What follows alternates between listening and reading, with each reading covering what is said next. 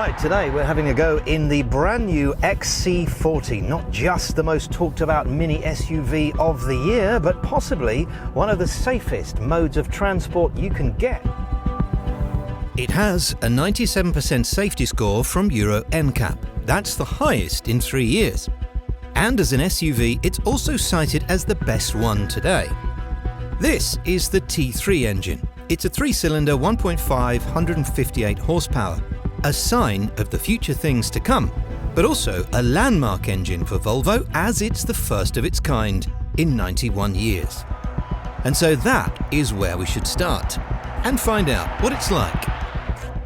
Well, it's not a very exciting engine, and nor is the 3-cylinder 1-litre unit from VW that they put in their T-Roc. However, this one does have more power than the engine in the T-Roc, and this is exceptionally quiet. I would almost say that this is imperceptible.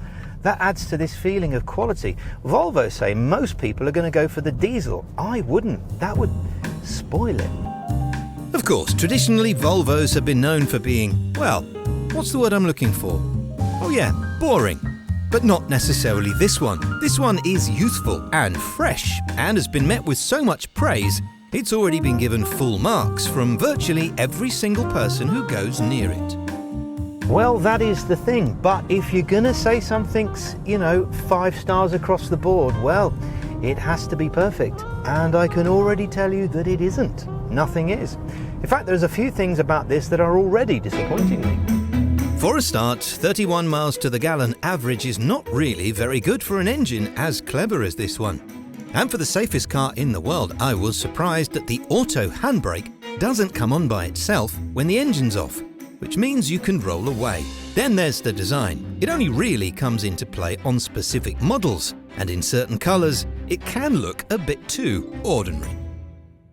In terms of the interior, you will either like this Swedish minimalist design or you won't. I'm not sure yet, but I do like this. This is the control center which you get in all of the Volvos, and it is absolutely fantastic. Maps are easy to use. You don't even have to use the Volvo maps. You can use the Apple CarPlay or Android Auto ones. Radio, of course, got smooth Wiltshire on, see? You should go somewhere and play with one of these. All the apps are along the bottom, such as Park and Pay. Amazing. Weather, tune in. Look at this. This, though, is the nicest top-down camera I have seen in any car. That's better than the BMW one. That is amazing. So whatever you do, go somewhere and try this for yourself, because I have a feeling this is one of the best things that Volvo have done in a very long time. There is plenty of space in the back, and this is a cavernous amount of room. It's a bit boxy, which is, back to Volvo's traditional boxy thing. Even with the panoramic roof, there's loads of headroom as well, which is impressive. You couldn't really want for a lot more room. Oh, and by the way, you don't need these orange carpets. That's an option. You can specify without it. They look good, but these are dirty already. It's only done 6,000 miles. Right then, on to safety. This is the facility that Volvo use long before sending it off for testing to Euro NCAP. It's here that we see the Side Impact Protection System, or SIPS, being tested, which consists of chest, side, pelvis and curtain airbags, seats which move towards the centre of the car, and structural design that distributes the forces of impact. Brilliant to see in action, but Volvo's plan is for you to never see this for real. And that's not the only safety feature that you get. In fact, you probably get more in one of these than you get in any other car. And even if you don't, when you read the small print, you'll probably feel safer in this anyway, because Volvo invented most of that stuff. But this is a new thing called oncoming mitigation. So if I was to lose concentration and veer into oncoming traffic, it senses when there's a car there and steers me back. That's like an upgraded lane keeping assist. If it were me, I would opt for the pack called IntelliSafe Pro. This includes pilot assist and a thing called Bliss, which is a system that constantly scans 360 degrees around the car, looking for possible dangers or obstacles. And for only an extra £41 a month over the course of a lease, that might well be something to have, because, well, if you're going to do it and you're going to have safety, you might as well do the whole thing. It is really good. It's like having a force field all around the car.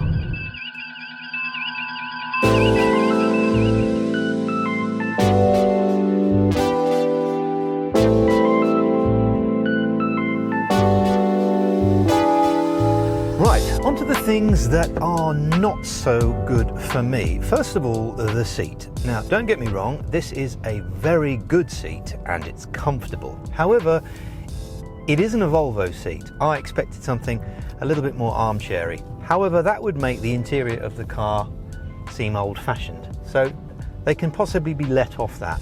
The other thing, and I'm going to need to slow down for this, is this noise when you turn the wheel.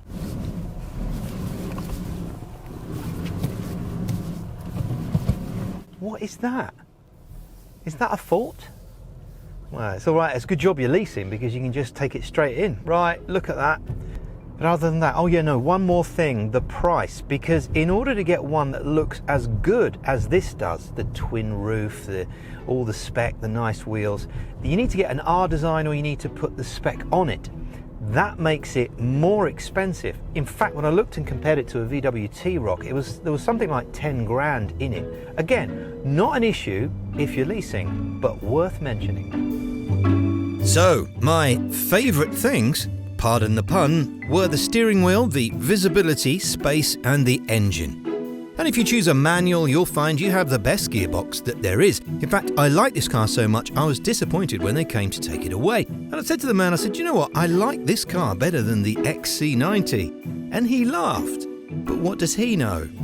It's clear that Volvo have made a huge effort with this. And in the right colour, you might have trouble finding anything in this space that's better.